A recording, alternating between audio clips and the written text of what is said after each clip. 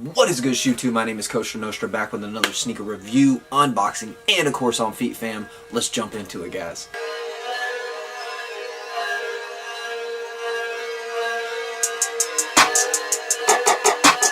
In a men's size 11, Kobe 4 Protro. The colorway is white/black in Del Sol.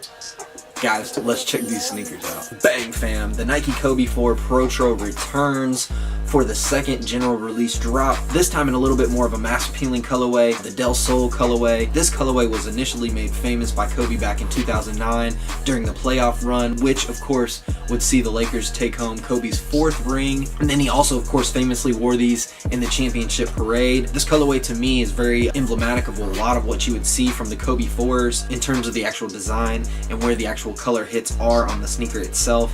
Definitely a much more appealing colorway than the draft day colorway, which of course dropped for the All-Star game. I picked those up too. Unfortunately, that was during this little period where my computer was down, so I didn't actually drop a review on that sneaker. It's still dead stock, didn't do an on feed or anything like that. But I'm a big fan of the Kobe's. If you guys have rocked with any of my reviews, you know I used to skateboard growing up. So silhouettes like these really remind me of those low profile skateboarding shoes. It's funny because as Kobe's line, the Kobe 4 was sort of doing things that were counterculture to basketball and going in the direction of a low profile sneaker, which hadn't been done for a long time. Some of the skate shoes by companies like DC were actually sort of going in a different direction. They were taking it more to like a mid sort of sneaker, giving you a little bit more protection on that ankle and stuff like that. Some people hated it, some people liked it. I personally didn't really skate in those shoes, but I definitely liked picking some of them up. So shouts out to DC back in the day for some of those shoes. I might be showing my age a little bit right there. This shoe was super iconic in the sense that the Kobe 3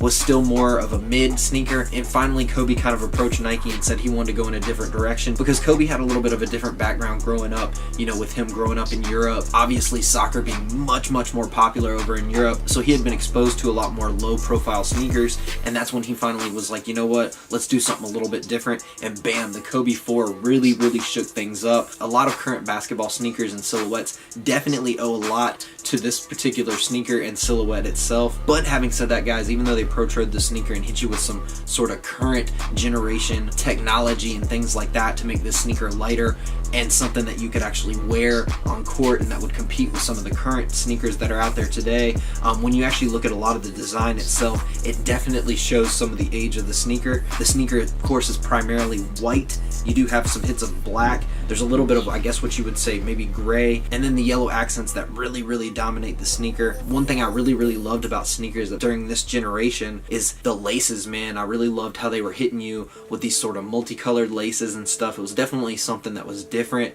with every sneaker. They weren't really afraid to take some chances with some of these colorways. I feel like some of the Kyries nowadays could definitely benefit from having laces, or at least a second lace in the bag to look something a little bit more like this. All in all, if they drop Kobe 4s, I'm definitely going to pick them up. Doesn't really matter what the colorway is. If you look at that tongue, there's definitely a very unique patch on that tongue. Very cool right there. Of course, you got that plastic heel cup around back, which sort of gives off that almost patent leather vibe. Very iconic to the Kobe 4 and sort of how the Kobe line would continue going forward. All in all, a dope sneaker. Something a lot of people were sleeping on this weekend with all these drops. I don't blame them, but this to me was something that was really exciting. There's another Kobe on the horizon. Definitely going to be picking that up, hopefully dropping the review for you guys a little bit quicker. So guys, without any delay, let's go ahead and check these things out on feet, fam. Smash that thumbs up or down button for me, guys. Sub to the channel if y'all haven't yet. Throw me a comment down below, fam. I'll hit you back. Stay blessed, guys. Peace.